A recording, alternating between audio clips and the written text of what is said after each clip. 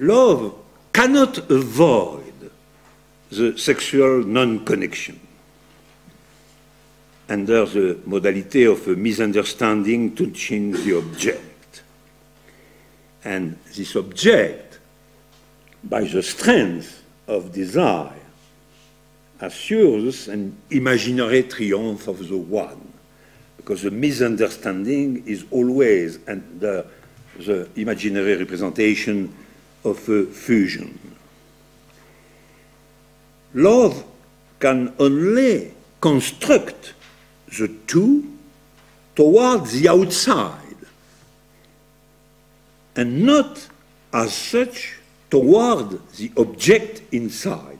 The movement of love inside itself is finally the intimate. That is the misunderstanding, the sexual misunderstanding concerning sex as such. So love cannot construct the two properly inside, but only outside.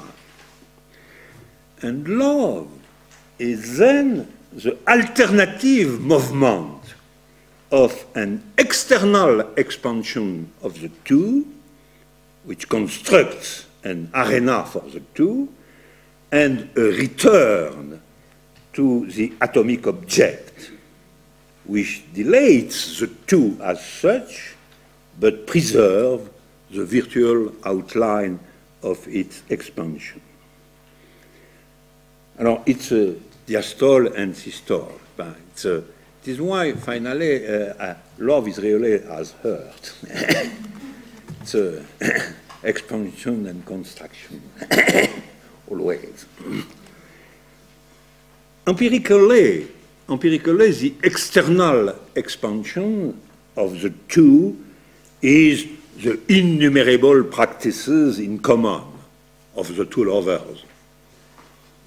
Shared investigation of the world, without which love has no arena of its own, except when it is a sexual adventure. And logically, the two begins to exist, starting from the central atom, from you, and is it possible after that to identify what envelopes these two as such, exception made precisely of the term you? This gives us the terms of the situation that envelop the subtraction or the common excision of you on the side of man as well as on the side of woman, and we can call such a term which envelope the pure position without the common part. Woman, pure woman, man, pure man, without the obscure common object. It envelopes the two forms in something which is a part of the world, but a part of the world which is seen and experimented from the point of view of the two. If we call this term T, T1, T2, and so on, we have what is, is given in the first page as the love construction that we can interpret.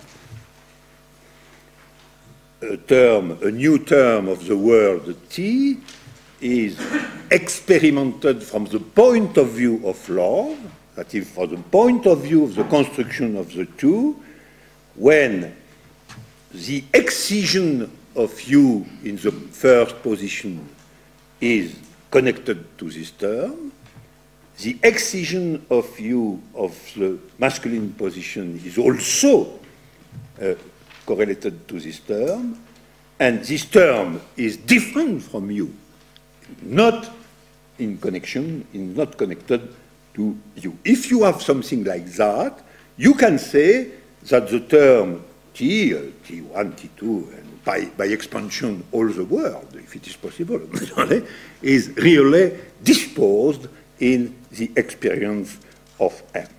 Now, the set of these terms, which are as in the second page in expansion, the expansion of the universe of love, the expansion of the universe properly.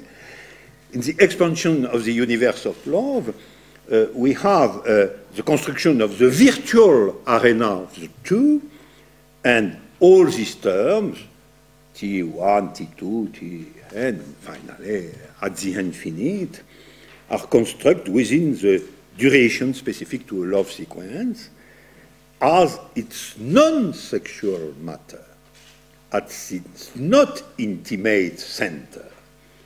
Also, naturally, that sort of identification of this arena, built by the subtraction of you, is secretly animated through and through by, finally, this sexual determination. So it's a strong example of what we can say the causality of the absence of the term. It is because you is excised of the two positions that we can have something like a construction, a love construction, which is not completely destroyed by the misunderstanding concerning the object, the fundamental object. And so the rhythm of love, the rhythm of love can be expressed in terms of the diastole of its expansion in the world and the systole of what leads back to the sexual atomicity of you. And the two constitute by necessity the movement of love.